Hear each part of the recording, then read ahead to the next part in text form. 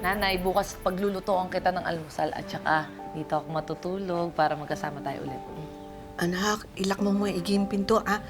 Pati yung mga kurtina, isara mo para walang makakita sa atin, ha? Nay, huwag na kayong mag-alala, makukuha natin ng hustisya, okay? Mapaparusahan din lahat ng mga taong nanakit sa atin. At pag nangyari yon, hindi na kayo pwedeng matakot ulit. Naku, imposible yan. Makapangyarihan sila. Ay, maging matapang ka nga. Di ba dati lagi mo sinasabi sa akin na lumaban ako? Ayoko, anak. Ang pinakamaigi niyan, umalis na tayo dito. Magtago tayo dun sa malayong lugar. Kalma lang, Nay. O sige, ganito na lang. Pag naging okay lahat, gugora na tayo. Magpapakalayo-layo na tayo dito, okay? Promise yan, ha? Promise, Nay. Gusto ko palagi kang panatag. Salamat, anak.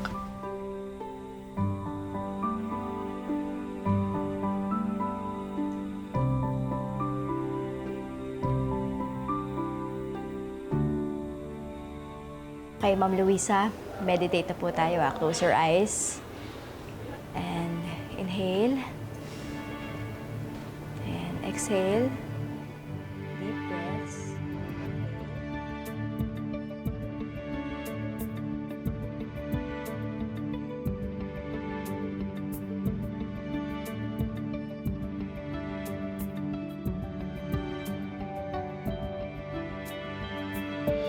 Ma'am Luisa, pwede niyo ba makwento sa amin yung pinagdaanan niyo dati?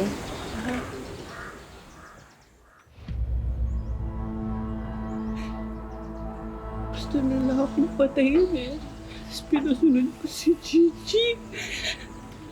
Tumakbo kami pero nahuli na kami. Tapos sinunod nila ako. Tapos gusto nila kami patayin dalawa.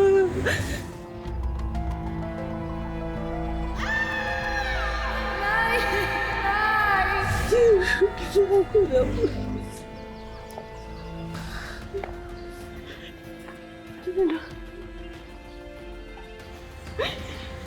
Natatakot ako.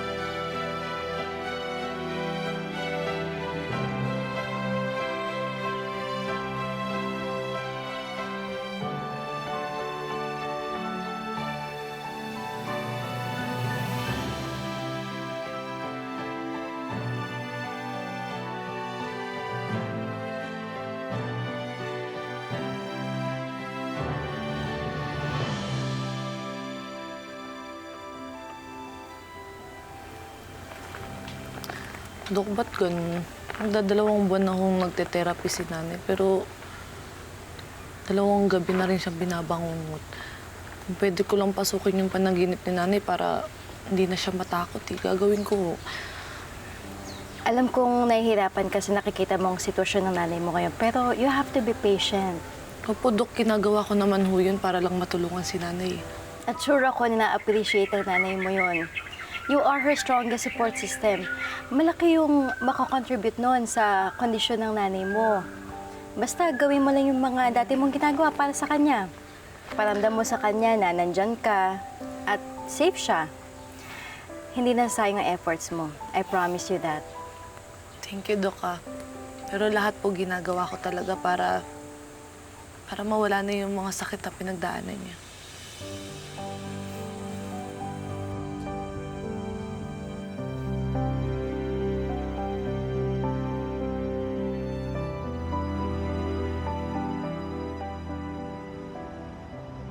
May nalaman ka na information tungkol kay Ma'am Luisa. Ginamit ko na lahat ng connections ko, bro, pero wala pa rin talaga. Sigurado ka ba na ang pangalan niya Luisa De Jesus at hindi Luisa Robles? No. Luisa De Jesus, hindi sila kasal ni Sir Joaquin. Chinek ko na yung lahat ng records ng patay with that name and details, pero wala pa rin talaga. Sigurado ka bang patay na yung pinapahanap mo sa akin? Hindi naman kaya buhay pa si Ma'am Luisa?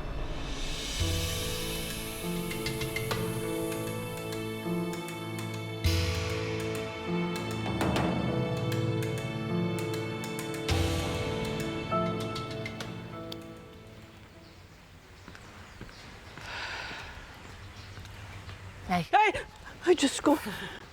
Anak naman, ginulat mo ako na. sorry, Nay. May gusto lang sana ko ibigay sa'yo. Ito.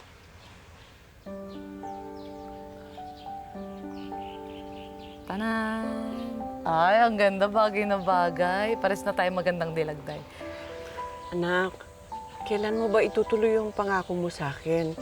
Kailan tayo alis dito?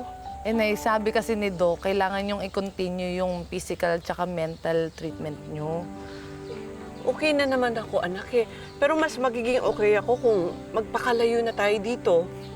Huwag kayong mag-alala. Malapit na ho tayong umalis. Na, magpahinga na lang po muna kayo. Huwag niyong sagarin yung sarili niyo, okay?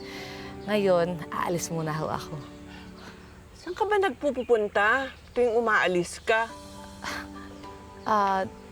Di ba, Nay, may tinatayo akong negosyo. Check ko lang sila kung okay yung sitwasyon nila doon. Babalik ako kagad para hindi niyo ako ma-miss. Ha? Bye-bye. Mwah!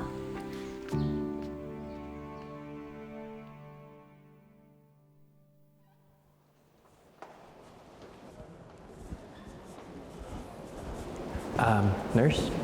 Hi. Ako po si Attorney Eric Oliveros. Nandito po kasi naghahanap ako ng impormasyon tungkol kay Ma'am Luisa De Jesus. Dito po kasi siya na-confine bago po siya tuluyang binawian ng buhay.